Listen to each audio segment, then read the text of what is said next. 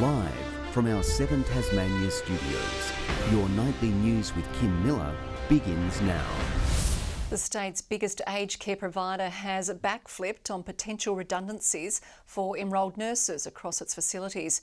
Union leaders have labelled the move as a win for workers, but Southern Cross Care has denied ever putting the option forward as part of a new operating model.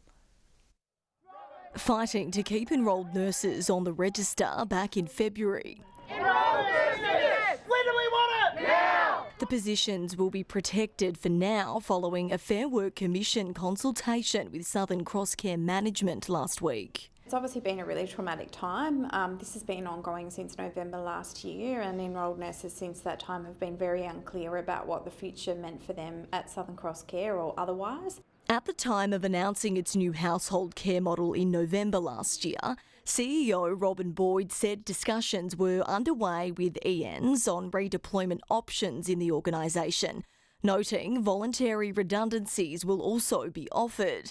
But today, in a statement, Southern Cross Care said it never proposed implementing the household model of care with any nurse redundancies. Ms Boyd claiming to say otherwise is an untruth. They have backflipped on their decision to make them redundant, albeit Southern Cross Care CEO indicating that they were never proposed to be removed in the first place, but certainly that was our members' understanding. The Premier was informed of the decision to retain ENs this morning and maintained the state's health service was up to the task to welcome displaced staff. For the nurses, I have no doubt will be very welcomed, albeit we were very prepared to step up and play a role. There are still concerns as to how the proposed household model will be rolled out and whether other jobs in the organisation could be under threat. Enrolled nurses provide such important care in our aged care facilities, and without them, these facilities would be under further strain to provide the care that aged care residents deserve. Southern Cross Care insists that it's acting in the best interests of residents, their families and staff.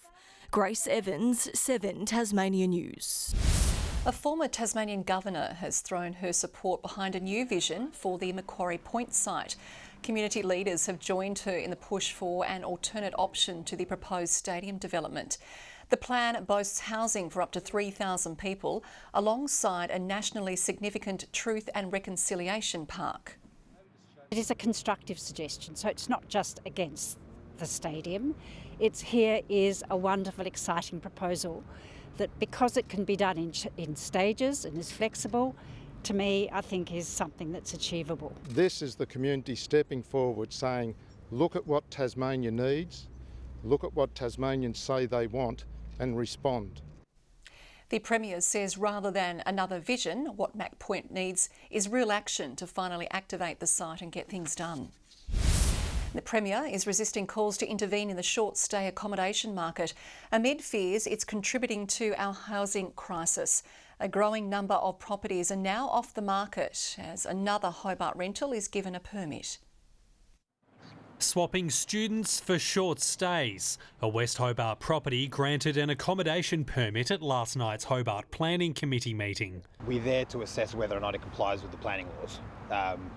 We don't get to pick which planning laws we administer and which ones we don't. Bound by the planning scheme to pass it, despite concerns of market drain.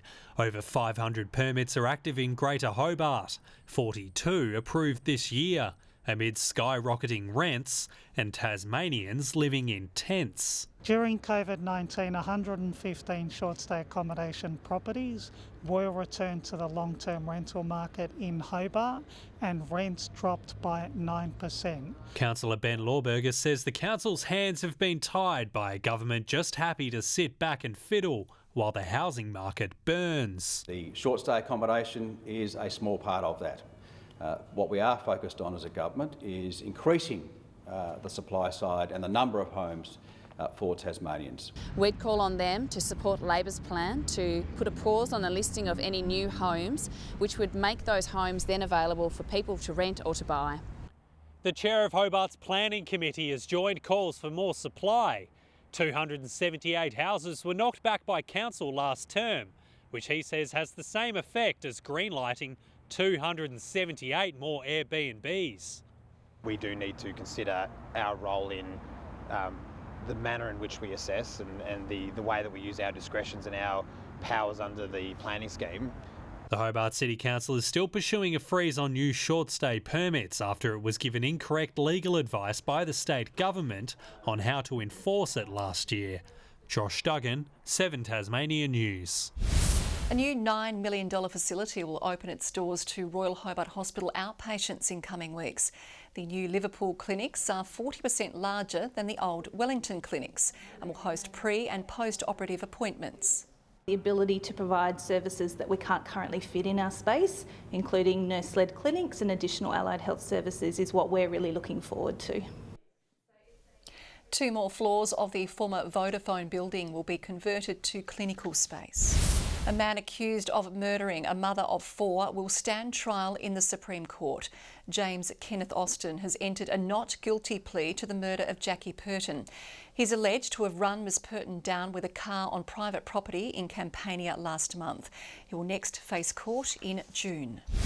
There's hope for regional communities set to lose banking services, with Bendigo Bank to reconsider some planned agency closures. Community groups from Flinders Island and Beaconsfield met with representatives last week to express their concerns. It's not just for businesses, it's for the whole community. It's the only bank on the island, so all the businesses need change everywhere. All the businesses need to pay their staff. Bendigo Bank agencies around the nation are affected by the round of closures. Labor has proposed a cap on power price increases to 2.5% for the next 3 years. Opposition leader Rebecca White meeting with the Launceston Chamber of Commerce to hear how local businesses are coping with rising costs of living. We're hearing that some of their costs for energy went up by as much as 100%. That's thousands of dollars more that they're paying for power. There's no way to cut down on electricity usage for some of these businesses, and they can't pass on the price to consumers. The state government has previously rejected a price cap, saying it's a costly and untargeted plan. Assistance is also available to help businesses offset energy costs. The University of Tasmania Football Club will unite this weekend, celebrating 100 years since it first fielded a team. From its foundation, the club has gone on to win 25 senior premierships, the last in 2011. It's been more than a decade since University Football Club tasted premiership success, but the club's roots run deep. This weekend, it'll celebrate 100 years, and a lot's changed from when they first took to the field. Our first showers was over there in a chicken shed.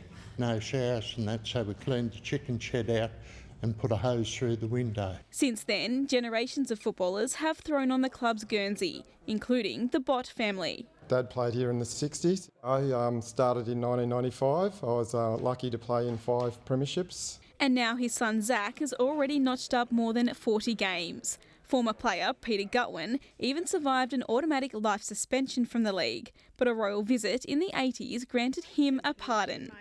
As a 17 or 18-year-old at the time, it really didn't mean that much to me. But when I look back now, to actually have a royal pardon from the Queen, something pretty special. The former UTAS star player even winning a best and fairest at the club.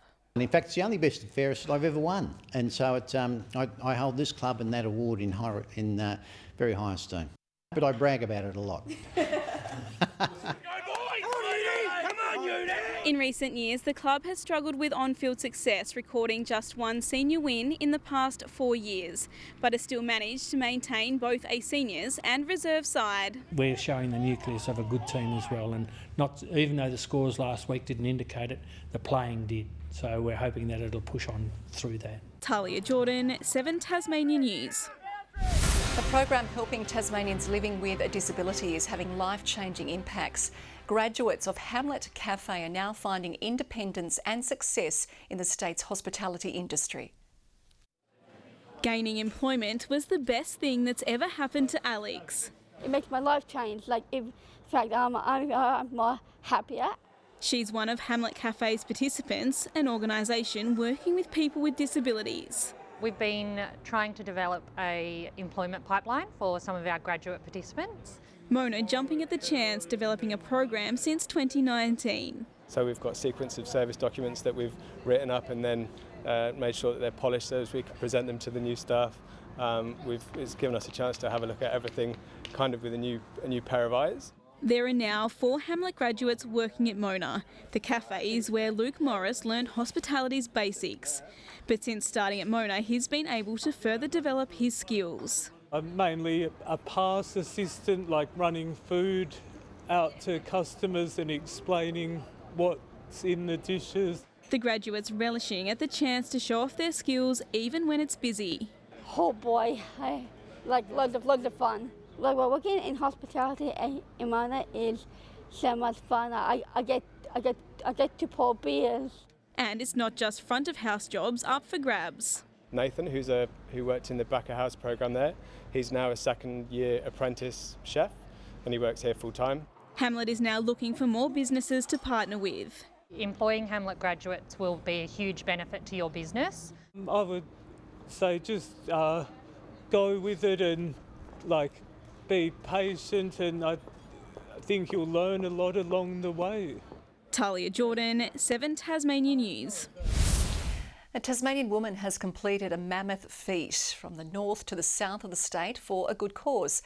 Setting off in Low Head early last month, Tracy Spithill celebrated her 256-kilometre walk, coming to an end on top of Canunny, Mount Wellington. She's raised close to $6,000 for Destiny Rescue, an organisation dedicated to protecting children across the globe. And Pat Farmer has been battling the Tasmanian elements as he continues his run for The Voice. Mother Nature was throwing everything she could at the ultra-marathon runner as he made his way through the Central Highlands. We had a little bit of sleet, my crew thought it was snow.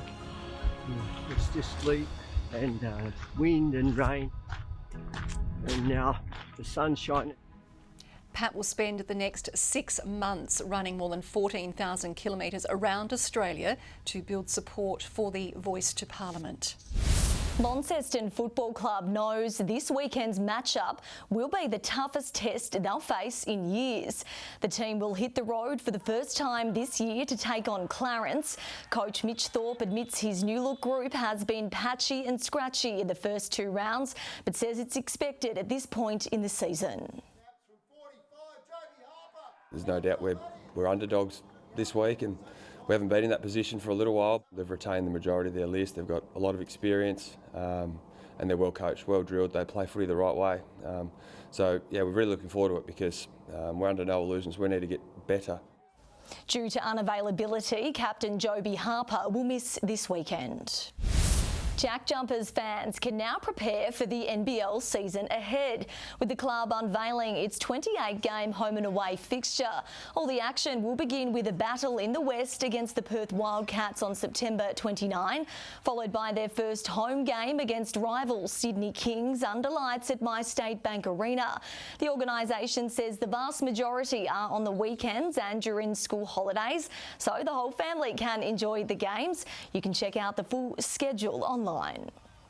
Good evening. Hobart reached 20 degrees today, Launceston 19 and Devonport 18 degrees. The top was Campania's 21 as we experienced close to average temperatures.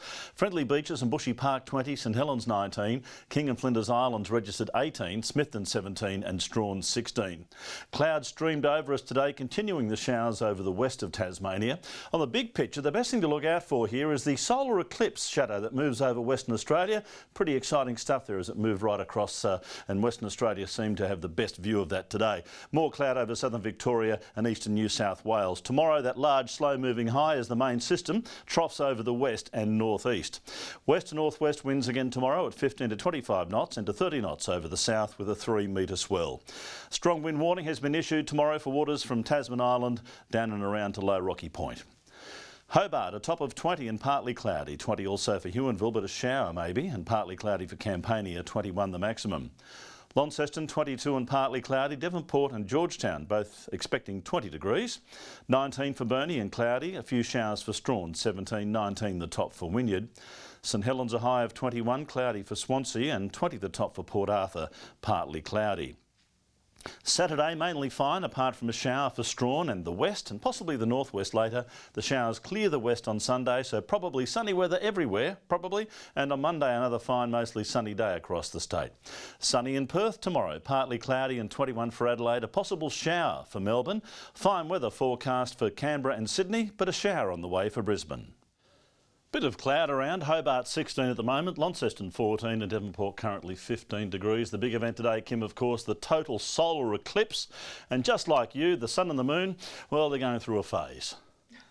I had no idea where you were going with that and still don't. Thank you, Merv. That is all your news for now. Thanks for your company tonight. Good night, everyone.